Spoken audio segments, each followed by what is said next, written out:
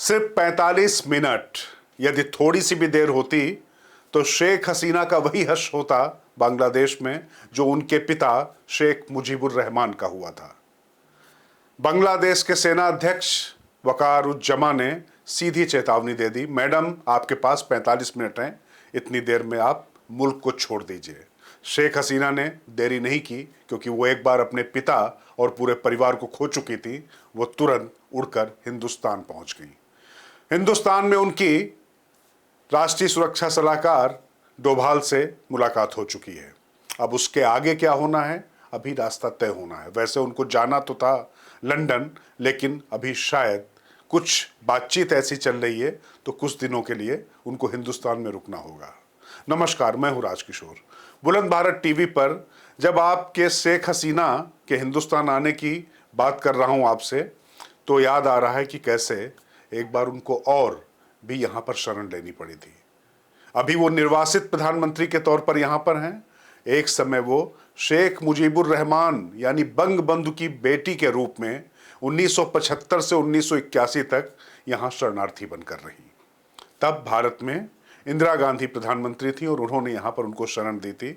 इसके बाद आज फिर हिंदुस्तान ही उनको एक ऐसा मुल्क मिला जहां पर वो आकर अपने आप को सुरक्षित रख सकती हैं। बांग्लादेश में अचानक क्या हुआ? भारत का पड़ोस किस तरीके से पूरा अस्थिर है, भारत के सामने तमाम चुनौतियां हैं, उन चुनौतियों पर आगे चर्चा करें। लेकिन पहले क्या हुआ बांग्लादेश में? 2009 से अभी तक शेख हसीना की सरकार थी। शेख हसीना चौथी बार जीत कर आई, लेकिन इस बार जो उनकी जीत थी वो काफ़ी फीकी थी। कारण था कि प्रमुख विपक्षी दल ने चुनाव का बहिष्कार किया था।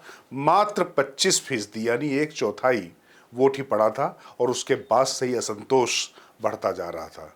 वहाँ का एंगर मैनेजमेंट जिसको कहते हैं कि आक्रोश को प्रबंधन जो उसका करना था वो शेख हसीना नहीं कर पा रही थी। लगातार मुद्दे पर मुद्दे खड़े होते जा रहे थे उनके खिलाफ। जमात अलग उनके खिलाफ बिगुल फूके हुई थी, खालिदा जिया की पार्टी अलग। खालिदा जिया के पुत्र को उन्होंने निर्वासित कर रखा है, वो इस समय अमेरिका में शरण पाया हुआ है।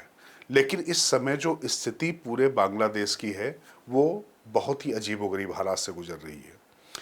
किसी भी पार्टी के किसी भी नेता के प्रति जनता में विश्वास नहीं है।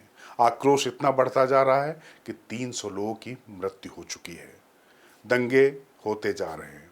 जिस तरीके से आपने कुछ तस्वीरें कुछ दिन पहले देखी होंगी श्रीलंका में कि महिंद्रा राजपक्षे जो वहाँ के प्रधानमंत्री थे, उनके घर पर किस तरीके से लोग स्विमिंग पूल में नहा रहे हैं, किचन में तोड़फोड़ कर रहे हैं, बेड पर लेटे हुए। ठीक वैसी तस्वीरें बांग्लादेश से भी देखने को मिली। हालांकि वहाँ के सेनाध्यक्ष ने कहा कि हम मिलजुल कर एक सरकार बना रहे हैं और फिर से बांग्लादेश को समृद्ध बनाने की कोशिश करेंगे। शांति बनाने की बातें हो रही, लेकिन बातें हो नहीं पा रही हैं। सिर्फ बातें ही हो रही हैं, काम हो नहीं पा रहा है। आखिर हुआ क्या सेना में अचानक? सेना इस तरीके से क्यों बागी हो गई?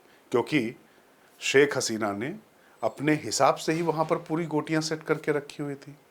लेकिन होता क्या है कि जब आप पूरी तरीके से निरंकुश तरीके से वहाँ पर काम करने लग जाएं और जब कोई विदेशी दखल होता है, जिसकी बात बार बार कर रही थी शेख हसीना, इस बिंदु को जरा ध्यान से सोचने और समझने की ज़रूरत है।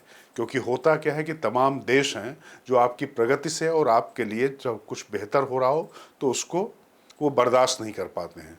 विदेशी हस्तक्षेप के बाद लगातार वहाँ पर संतोष बढ़ता जा रहा था और जिसको कैटलिस्ट यानी उत्प्रेरक जिसको कहते हैं, वो लगातार कुछ इस तरीके की चीज़ें हो रही थी कि शेख हसीना के खिलाफ बगावत बढ़ती जा रही थी। वो अब आ गई। अब जरा भारत की चिंताओं पर एक नज़र डालिए। देखिए, शेख हसीना से पहले जब खालिदा जिया की वहाँ पर सरकार थी, जमात वहाँ पर कट्टरपंथी जो संगठन है वो भी वहाँ पर हावी होते जा रहे थे। भारत के साथ में किस तरीके से उनके सांस्कृतिक, सामाजिक और सामरिक, आर्थिक हर तरीके का एक गठबंधन रहा है। लेकिन कट्टरपंथ जब वहाँ पर उसको बढ़ावा मिल रहा तो पाकिस्तान की तरफ झुकता हुआ वहाँ का निज़ाम दिखाई पड़ रहा था। यहाँ तक कि जो उल्फा उग्रवादी हैं उनके लिए पूरा बांग्लादेश की तरफ शेल्टर था। आपको पता ही है कि 8500 किलोमीटर के करीब हमारी जो सीमा है वो बांग्लादेश से जुड़ी हुई है और बांग्लादेशी घुसपैठ हमारे यहाँ बड़ा मुद्दा बना होता है।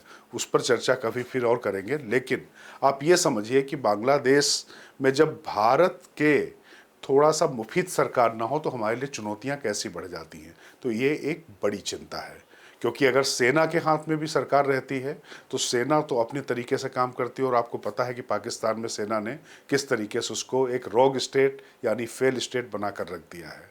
म्यांमार की स्थिति आप जानते ही जानते हैं। श्रीलंका बड़ी मुश्किल से फिर से पैरों पर खड़े होने की कोशिश कर रहा है। मालदीव में भी कुछ ऐसी स्थितियां थी। तो हमारा पड़ोस किस तरीके से बहुत डिस्टर्ब है, तो निश्चित तौर पर भारत की चिंताएं हैं। बांग्लादेश के साथ में जो भारत के संबंध रहे हैं उसमें भारत ने अपनी सदाशयता दिखाते हुए, सहृदयता दिखाते हुए, बड़प्पन दिखाते हुए निश्चित तौर पर शेख हसीना को फिलहाल यहाँ पर शेल्टर दिया है, लेकिन वो हिंदुस्तान रहेंगी ऐसा लगता नहीं है। अब ये बातचीत चल रही है, ज़्यादा उम्मीद ये थी कि वो जाएंगी इंग्लैंड यानी यूनाइटेड किंगडम, लंदन में उनको जगह मिलेगी, लेकिन आपको पता है कि लंदन की भी स्थितियाँ बहुत ज़्यादा इस समय उथल पुथल वाली है। तो ये देखने वाली बात है क्या होता है। विदेश मंत्री एस जयशंकर ने प्रधानमंत्री नरेंद्र मोदी को संसद में जाकर पूरे घटनाक्रम की जानकारी दी है, और शेख हसीना ने जो भारत के राष्ट्रीय सुरक्षा सलाहकार NSA अजीत डोभाल है उनसे बातचीत की है।